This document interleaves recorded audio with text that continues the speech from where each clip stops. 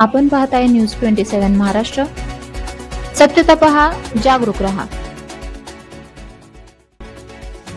म्हणजे फकीरा त्यामुळे महाराष्ट्रातल्या सगळ्यात मोठ्या साहित्यिकाची 3 पुस्तकं मी गौतमीला देतो। सर इकडे सर बाबा सर एक मिनिट बूम तर घ्या खाली थोडा इकडे समोर सर इकडे ताई इकडे बघा ताई मॅडम इकडे बघा सर इकडे सर पांडे सर आणि तिच्या वाचनाची आवड तिने या पुस्तकांपासून करावी आणि अण्णाभाऊंची तिन्ही आवडती पुस्तकं कुठले पुस्तकं तिने पुन्हा एकदा सांगा सर मला यांना पहिलं घेतलंय अण्णाभाऊ साठेंचा फकीरा, मग अण्णाभाऊ साठेंचा आवडी आणि अण्णाभाऊ साठेंचं पाझर। ह्या तिन्ही पुस्तकांच्या कथा वेगवेगळ्या आहेत। त्यातलं आवडी तिला खूप आवडेल आणि संघर्ष नक्की काय असतो हे म्हणजे संघर्षाचा पैल हा अण्णाभाऊ साठेंची फकीर आहे। तर तिन्ही पुस्तकं छोटी आहेत त्यामुळे आवड छान निर्माण होईल। यस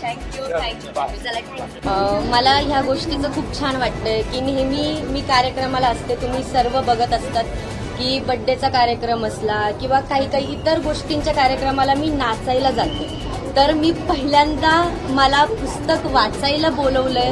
म्हणजे मी प्रत्येक ठिकाणी नाचायला मला बोलवतात, आज असं झालंय फर्स्ट टाइम की मी पुस्तक वाचण्यासाठी मला बोलवलंय। मला खरंच खूप छान वाटतंय।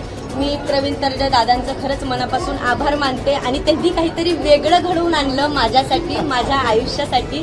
तर सगळ्यांनाच माहिती आहे माझ्या शिक्षणाच्या बाबतीत किंवा काय जास्ती करून पुस्तक वाचण्याची मला संधी मिळालेली नाहीये आत्तापर्यंत तरी, पण इथून पुढं आज आपल्या पुण्यामध्ये पुस्तक महोत्सव एवढं मोठं याच्यात भरलंय आणि ती संधी जी मला मिळाली आज की मी विचार केला की मी कधी पुस्तक वाचत नाही, पण मी हा विचार केला की इथून पुढं मी कार्यक्रमाला जाते, मी गाडीत निवांत असते बसलेली, तो निवांत वेळ मी पुस्तक वाचण्यात घालवल आणि इथून मी पुस्तक नेईल हा मी विचार केला आणि इथून पुढे मी तेच करणार आहे आणि मला तुम्हीच पुस्तक आता निवडून देणार आहेत।